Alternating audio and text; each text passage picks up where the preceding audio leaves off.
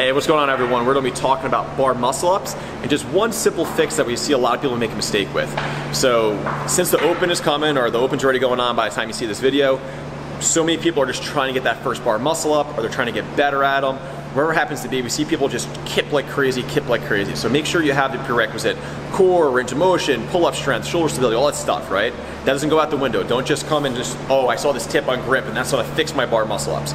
Don't shortcut the shortcut, make sure you have the other stuff in place. So most of the time when we see people do toes to bar or pull-ups in class, we like to tell them to have the knuckles facing up when we do it. But then as people get tired, they're right here.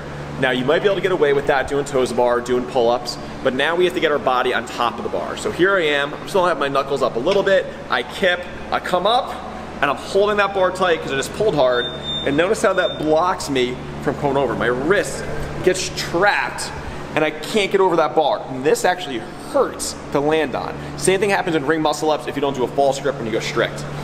So a little tip that helps. It takes a little bit getting used to because people don't like the way it feels in your hands at first.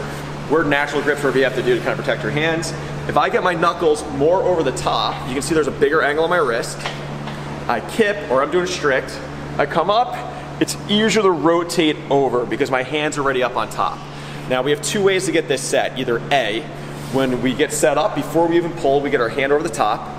Or if you're able to create enough momentum doing it strict or doing kipping, your knuckles can be partially up, but then you have to be willing to let that hand glide over. Now this is a skill, it's a change. So any new skill, any change in the way you do something, you have to practice it first. So if you have one of these kids pull-up bars, awesome.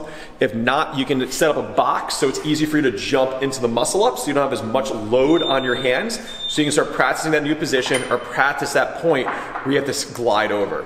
Now, along with having the knuckles a little bit more on top, we see a lot of people with that thumb on top as well. Now I know this probably feels better in your shoulder. You feel like you can get that kind of palm grip on top. There's only one problem.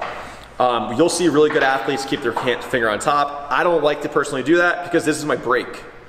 If I don't have that around and I come up and over and I'm off, you can slip off the side. That thumb around the other side, that is your break to keep you from flipping over that bar.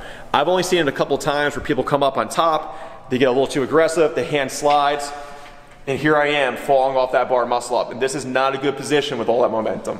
So hope that helps. Practice it either by getting one of those kids pull-up bars, you can jump through it, or set up a box high enough that you can jump through that bar muscle up to decrease the load on your hands so you can start playing around with it. Talk to you guys soon.